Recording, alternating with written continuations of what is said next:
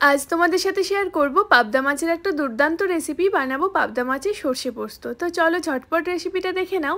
আমি 4টে পাবদা মাছ নিয়েছি, তাদের নুন হলুদ আর সর্ষের তেল মাখিয়ে 10 মিনিট রেখে দেবো। আর ততক্ষণে সর্ষে পোস্তর পেস্টটাও তৈরি করে রেখে দেবো। দিয়েছি 1.5 চামচ মতো সাদা সর্ষে, 1.5 চামচ কালো সর্ষে, 2 চামচ পোস্ত, একটা কাঁচা লঙ্কার নুন আর দিয়ে ভালোভাবে পেস্ট করে পেস্টটা 10 মিনিট রেস্টে রেখে দেবো।